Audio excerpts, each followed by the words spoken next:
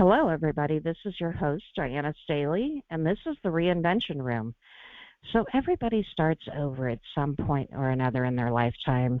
The question is, what do you build next? That's what this whole show is about. And for today, our very first episode, I've got the perfect person to prove it. Welcome to the Diana Staley Show. Today, I want to welcome Nashville songwriter and LA music veteran Eddie Reisner, who is a former member of Three Dog Night and who is proud to share the national release of his new epic patriotic video and stirring song, Let America Roll, just in time to honor and be a part of America's 250th birthday celebration. I want to introduce Eddie Reisner. Welcome to the show, Eddie. Well, thank you. Hello, Diana. Thank you for such a stirring introduction there. Well, you're welcome. So my first question is basically you've crossed paths, Eddie, with everyone from Elton John to Martin Scorsese to Buzz Aldrin. Looking back at where it all started, how did you get involved in the world of entertainment?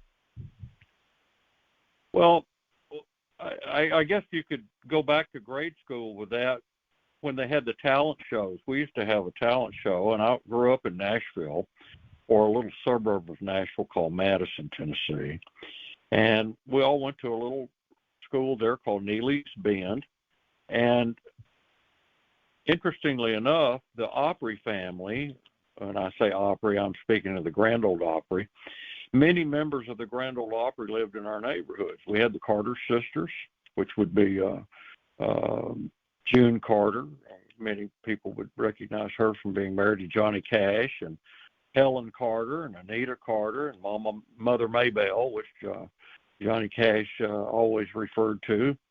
They all lived in the same neighborhood, Furlan Husky, all those people, and they would have a talent show, and many of those people that played with the big artists would come and donate their time for the talent show and judge us young kids or grade school kids based on our talent, or whether we had the ability to walk on the stage and have any sort of entertainment gene available to us to where we might have a career. And of course, we'd get a little trophy if we won something. If we didn't win anything, it was still fun to walk on the stage and play. And I played saxophone, so I walked out and I can't recall whether I won anything or not, but I did my best, and I've been doing my best ever since. Well, I just learned something new. I didn't know that you played the saxophone. I know you're an amazing piano player, but I didn't know that about you. I'm sure I'm going to learn a lot here. I've known you for a long time, Eddie, but I'm sure I'm going to learn a lot here. So tell us about Elton John, Martin Scorsese, Buzz Aldrin. How did you get from doing the talent shows moving into that level? Well, it was a long journey. It's been a long road with many winding turns, as the song goes. After the talent shows, we moved to Hendersonville, Tennessee, and there were even more talented people there. Many of the children of the stars from the Opry, as well as other genres of music, went to school with me. I went to school with Carlene Carter, who was Carl Smith's daughter, with June Carter Cash when he was married to June. And Carlene was in our school, and Robbie Osborne, who was the son of the Osborne brothers, and many, many other. Furlan Husky's son, Danny Husky, the late Danny Husky. But we had a lot of music in our school. And so I was in band playing that saxophone that I learned how to play, I mentioned earlier. And they had a piano in the band room. And one of the features was that some of the kids knew how to play Light My Fire by the Doors. That was a big song on the radio. It was big because Jim Morrison had been on the Ed Sullivan Show, and it had a signature sound, and it was difficult to play. And couple of the guys in the band room figured it out how to play it. Well, needless to say, they had all the girls standing around the piano, so I couldn't be outdone. So I went home and learned how to play that song too. So by doing that, it was a great musical education, and it opened up a lot of musical horizons for me, not only with the Doors and bands of that era, but also different genres of music, from Vaughn Monroe to the Beach Boys to, just the modern combos that were going on at that time, and a lot of the soul and rhythm and blues artists. So I lucked up later on and got a job with one of the pop soul bands in Nashville called Can Soul. And I was like, I don't know, maybe 14, 15 years old at that time. And my dad would take me to the audition, and the guy hired me on the spot, and we went down to Chattanooga, Tennessee, and played the Reed House down there. It was a very popular place, and it was interesting because the band had three singers in the very front of the band. It's sort of you mentioned Three Dog Night, who I later played with. Well, this was my early experience of working with three singers out on the front of the stage. And the Broom Brothers, they played everything from Wilson Pickett to Sam and Dave. And so I got a really good education in all different genres of music, and that's really followed me all through the rest of my career. Of course, Nashville, being a songwriter town, is chock-a-block full of talented people and talented songwriters. And later on, when I was on the Grand Ole Opry at the age of about 17 or 18 years old, I was playing piano for a group called the Four Guys, and they were members of the Grand Ole Opry. And they had a dinner club in Nashville called the Four Guys Harmony House. And I was in the house band with a guy by the name of Buddy Cannon. Buddy was our bass player, and Buddy went on later to produce Kenny Chesney along with Nora Wilson, and they had a production company still called Budrow Productions. You may see that on many of your Kenny Chesney albums, as well as other artists that they produce. Buddy's been a hit songwriter, started out writing for Mel Tillis, and so being in a band with a lot of writers, you had to step up your game. It's sort of like playing on a ball team.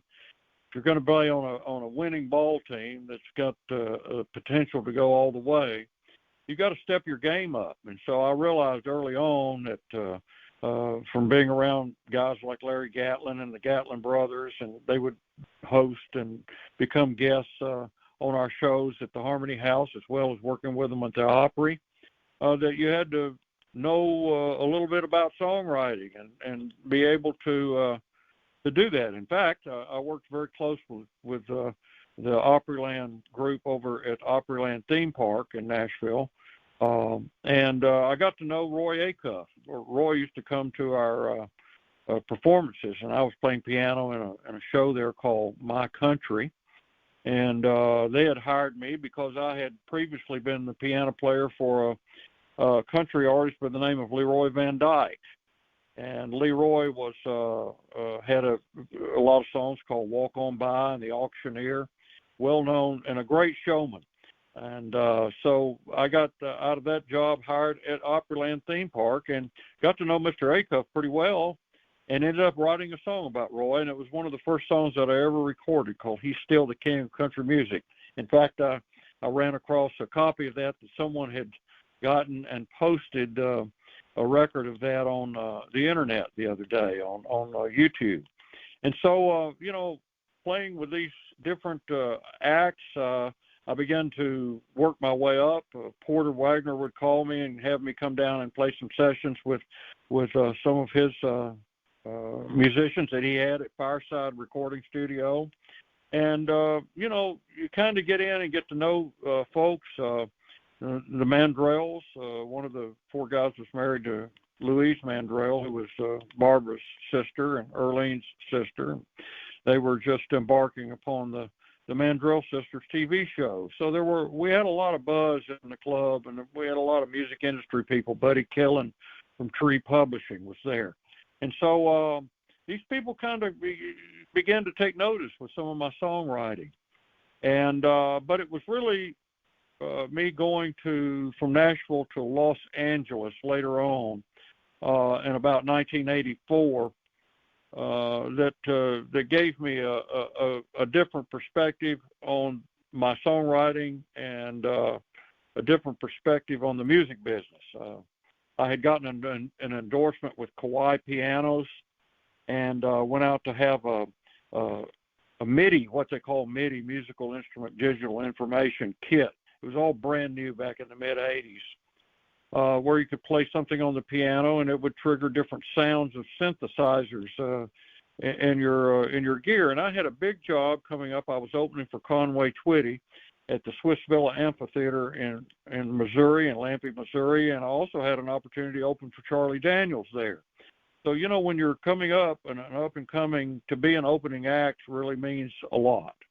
And I wanted to do the best I could, so I ended up getting an endorsement with Kawai, and my manager at the time, Wilson Frazier, and I drove this piano that I had out to California to get a MIDI kit installed in it.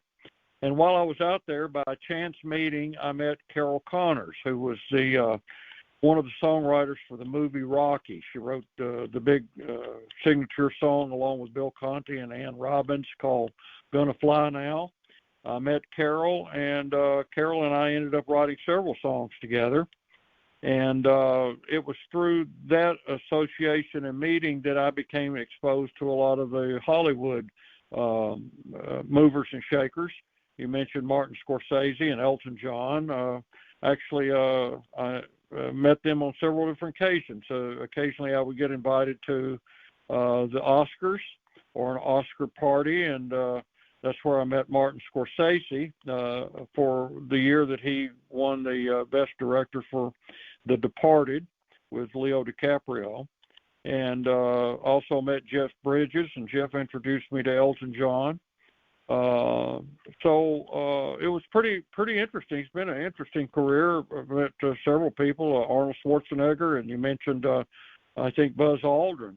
Buzz is probably one of the most interesting people that I've ever known or met, particularly when he was telling me about his landing on the moon with Neil Armstrong.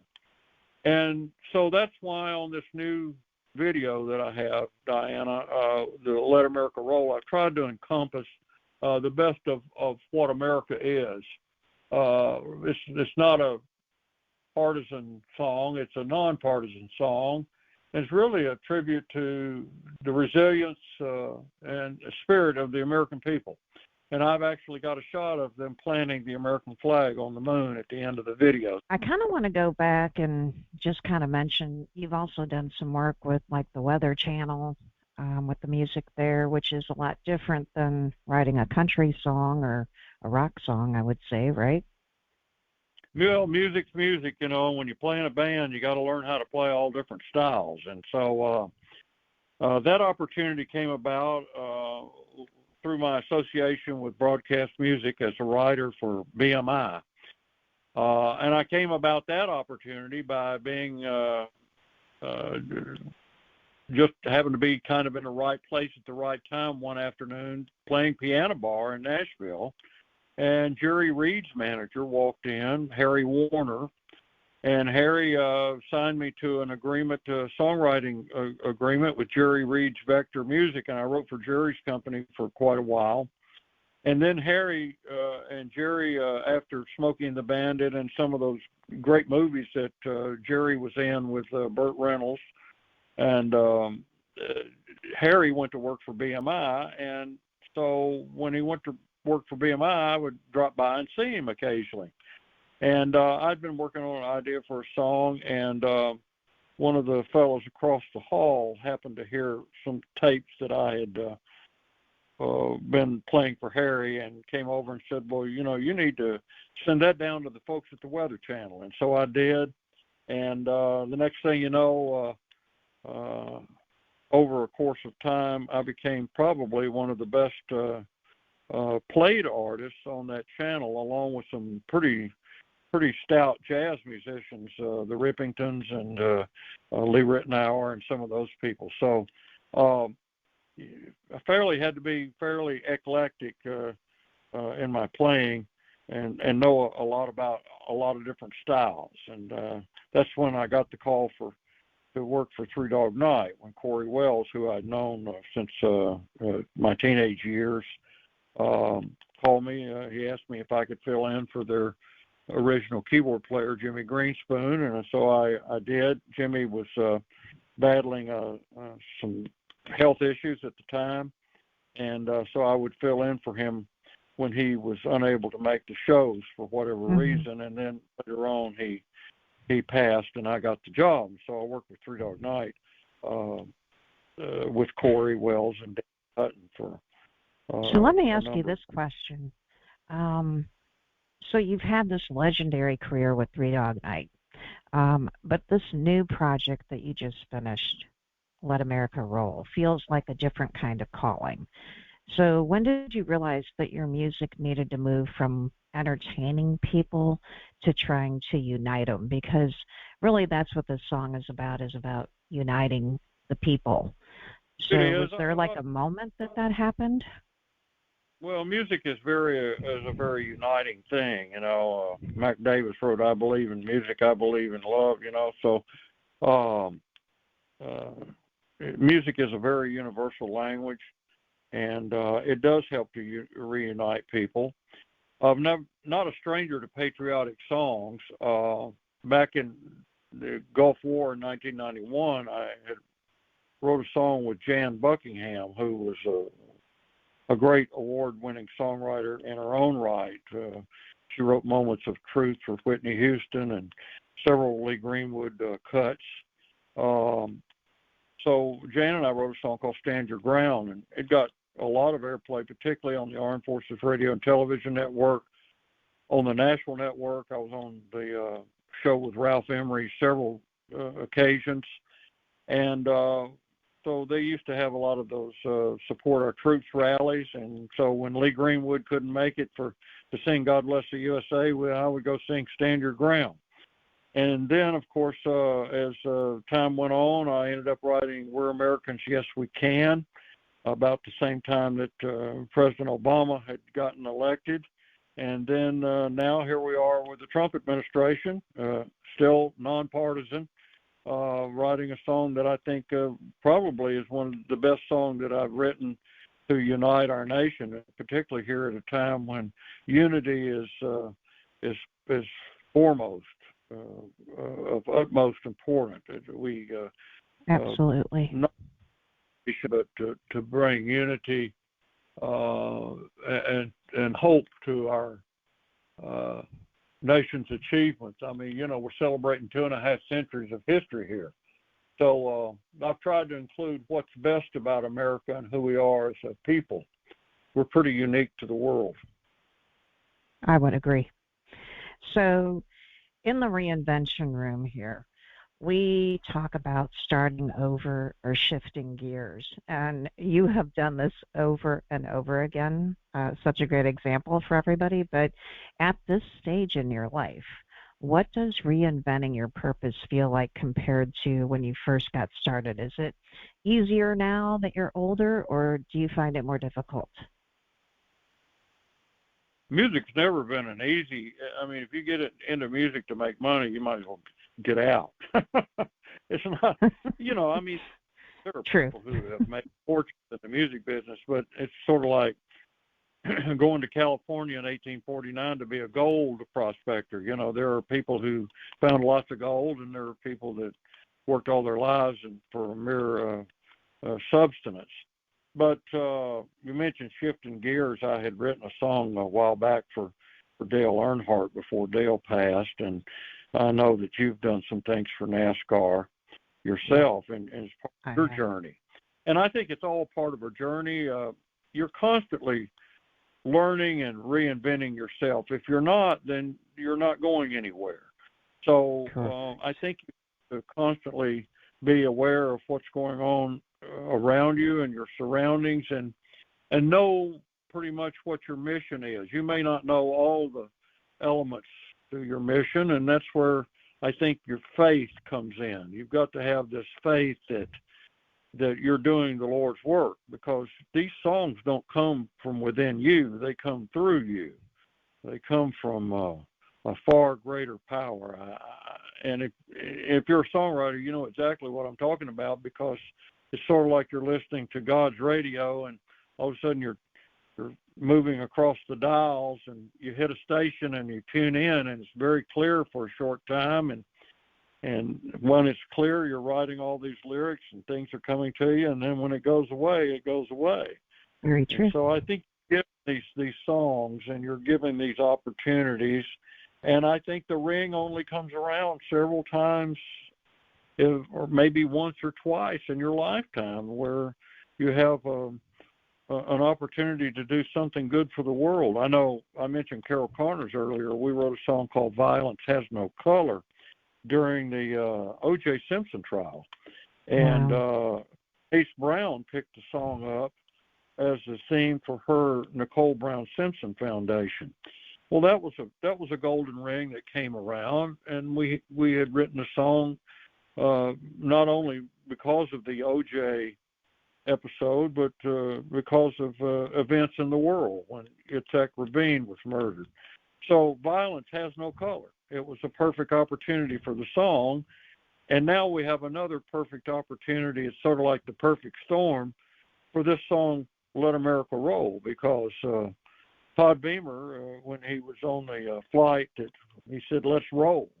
And of course, that inspired me. I think everybody was inspired and welled up with patriotism when the towers fell and when the aircraft crashed there in the field in Pennsylvania and the other aircraft hit the Pentagon. You know, we don't take those things lightly here in the United States, particularly when our sovereignty is being invaded or questioned. So we arise to the occasion.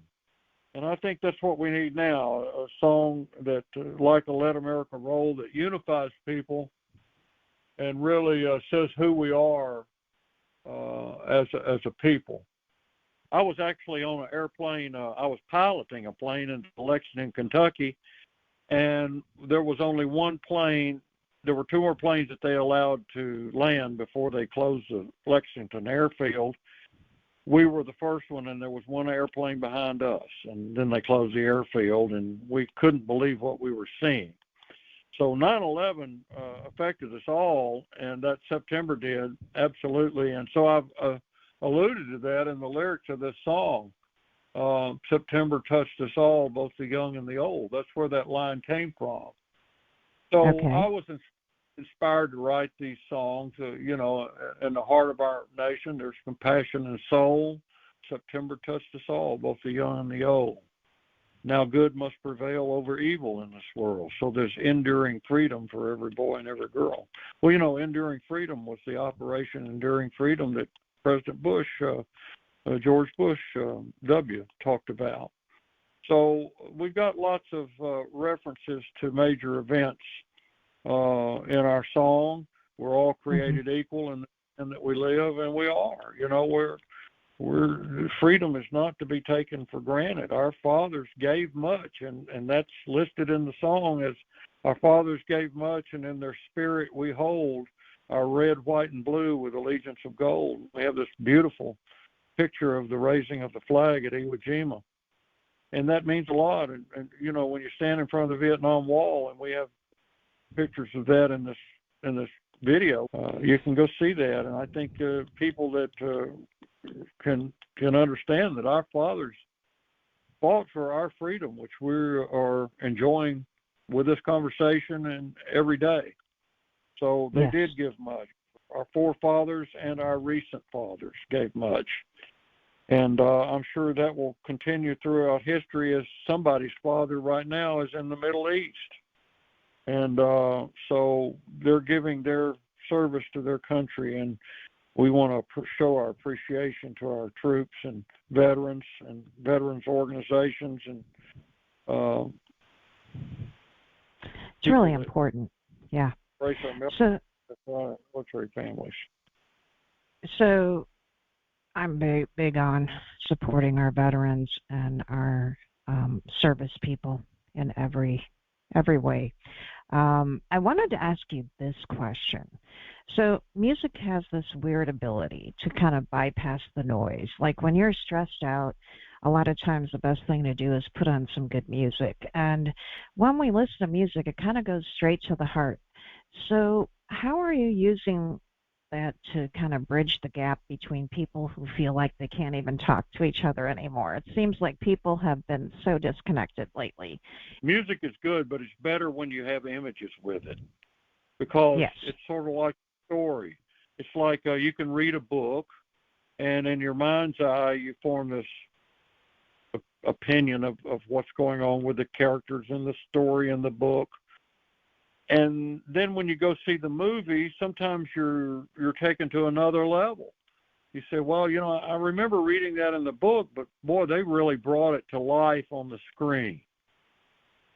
And that's what we try to do with Let America Roll. We've taken these wonderful lyrics, and I think they're wonderful lyrics, not because I was given or they came through me, as I'd mentioned, but they do say what we need the words we need to hear as Americans. And I think when you pair that with the images that we've brought forth, there's an impact there. The comments, we released this on the 25th of June of 2026.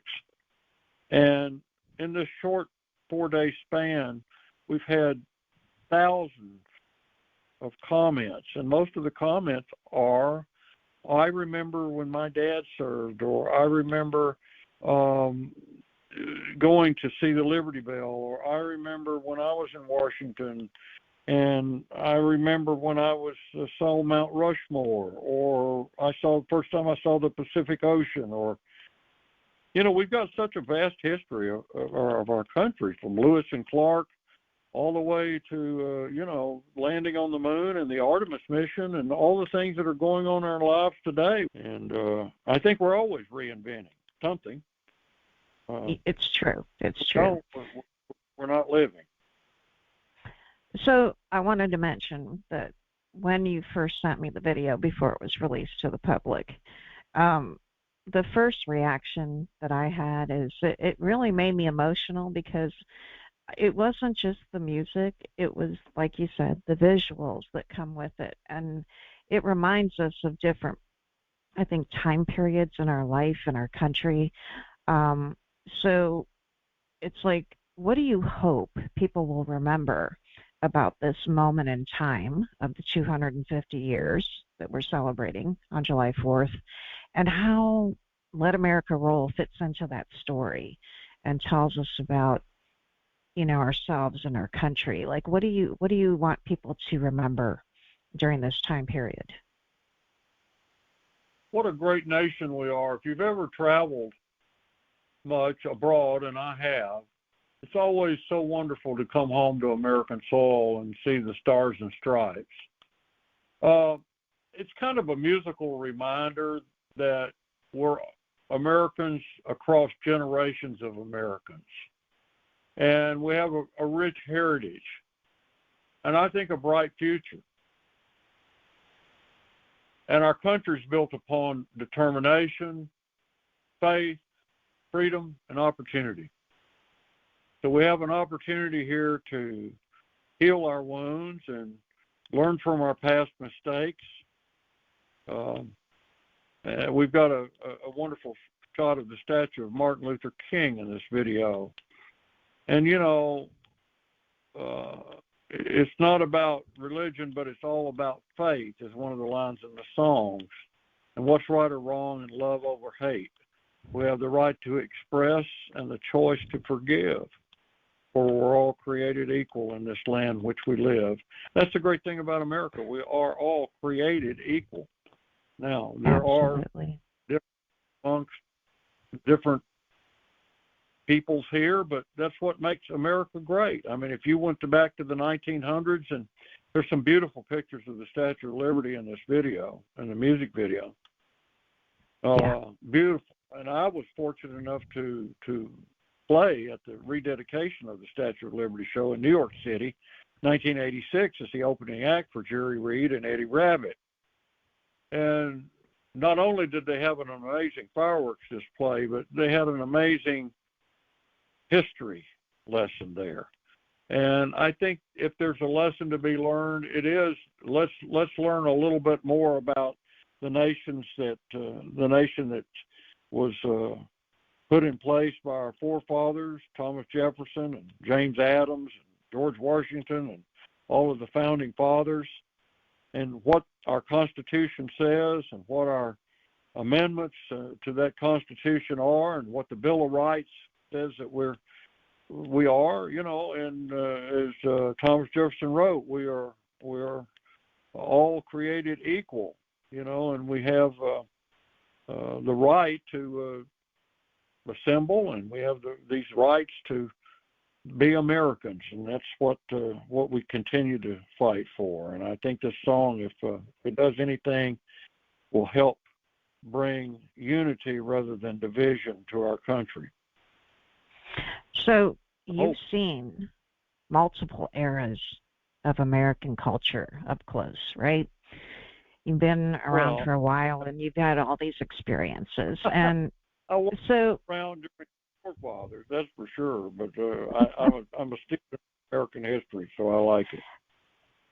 So what feels different about this moment that made you say, I have to use my voice this way right now to make an impact? Like, what was that pivoting decision to just kind of all of a sudden say, I need to put the song and video out?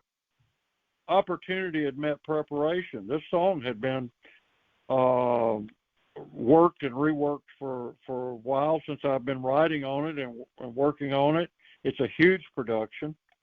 Has lots of orchestration in it, and it's deserving of an American tribute. And I wanted it to be big and epic, and it took a while to get all these things recorded.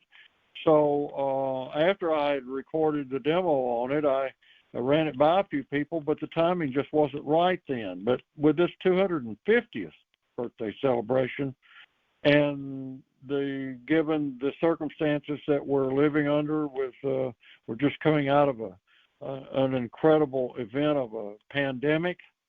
We've got the second administration of Donald Trump going on. We've got a conflict in the Strait of Hormuz.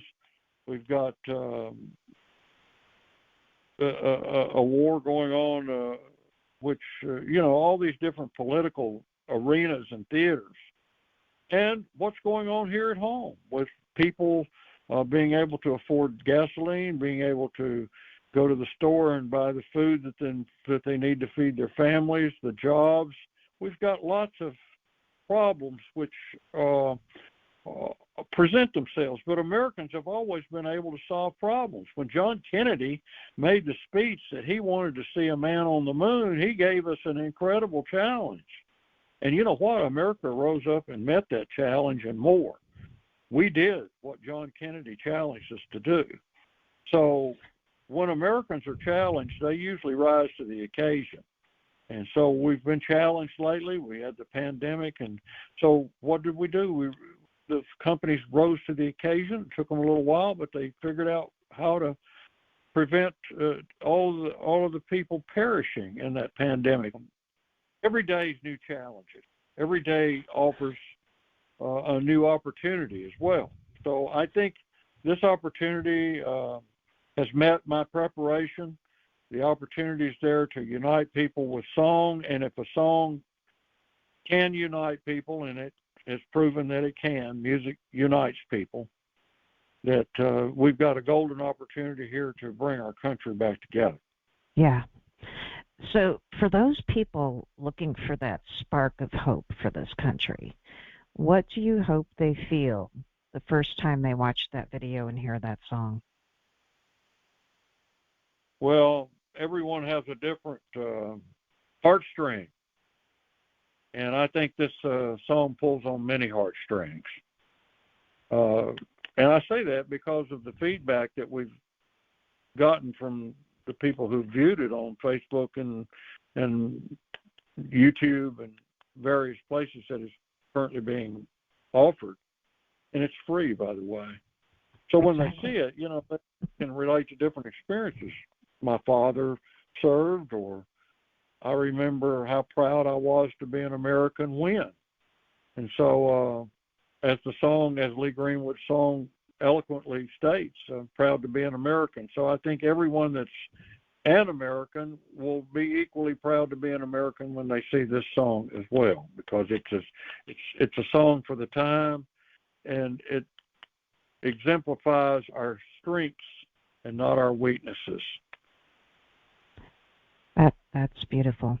And I can tell you this, that song and video did pull directly on my heartstrings when I watched it, and it took me a moment to call you back after watching it, because it did make me emotional, because it touched on so many different areas, and just the visual with it. I think you have to see it more than once to really get the grasp of what the song's telling you.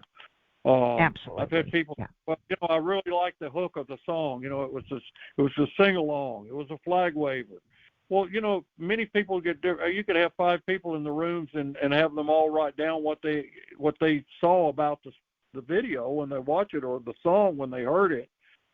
And then when they see the combination of the video and the songs, and it pulls it all together for them. But I bet you would have 5 different answers there. I bet one person would say, I love the Liberty Bell, and one person would say, well, I like the planting of the flag on the moon that you included, or I like the moment to where you were flying around the Statue of Liberty at night, and you saw the Miss Liberty and the torch and the flag waving. I like the fact that you included all different types of Americans, different ethnicities and things that make America great. We've included here. So this is not a song of division. This is a song of unity. Absolutely. And so what do you want to see happen with this video for your legacy and the future of it right now? Obviously, we want every American to see this video, right? Well, that's a dream. That certainly is probably an unachievable goal, that every American should see this, or every American is going to see this. I think every American should see it, but we're going to try to provide it in as many outlets as we possibly can, with the budget that we have to work with. And of course, right now it looks as if the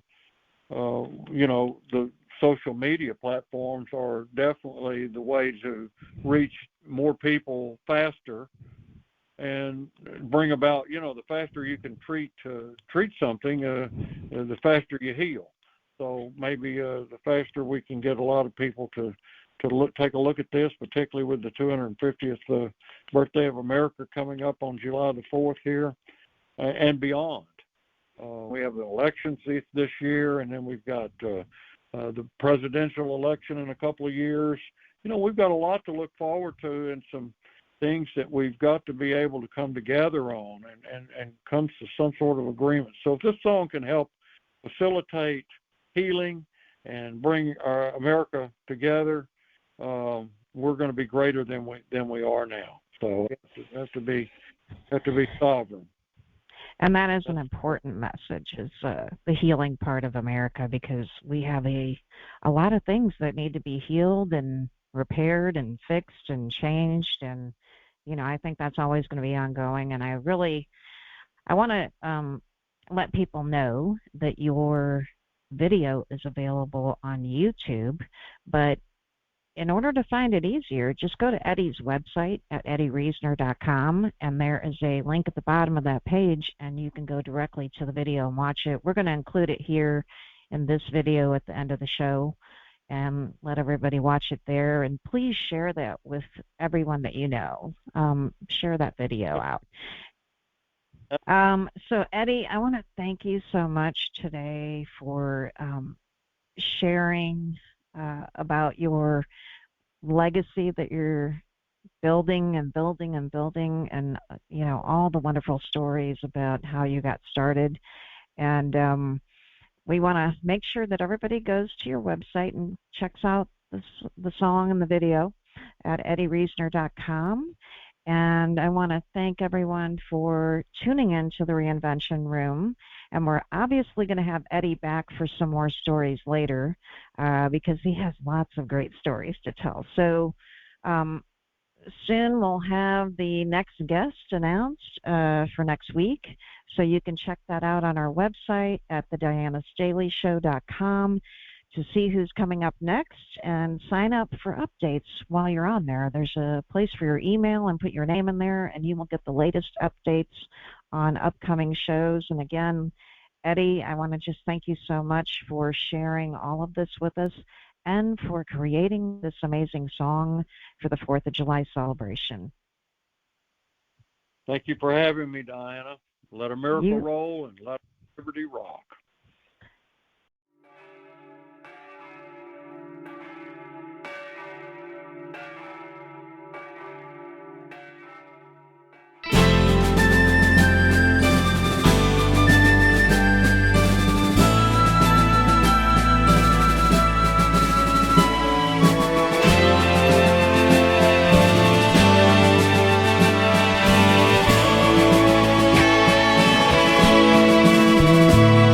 In the heart of our nation, there's compassion and soul.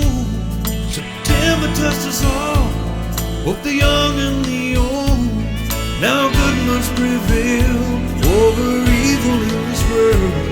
So there's enduring freedom for every boy and every girl. So let a miracle roll, let our liberty rock. Let the sound of freedom ring throughout the world and never stop. Let our colors fly proud all across our land. Divided we're not, 'cause united we stand. Let freedom, let freedom reign. Let freedom, let freedom reign. Well, it's not about religion, but it's all about faith and what's right or wrong, and love over hate. We got the right to express and the choice to forgive, for we're all created equal in this land that we live. Let our miracle roll, let our liberty rock. Let the sound of freedom ring throughout the world and never stop. Let our colors fly proud all across our land. Divided we're not, 'cause united we stand. Our fathers gave much, and in their spirit we hold our red, white, and blue with allegiance of gold. Let a miracle roll, let our liberty roll.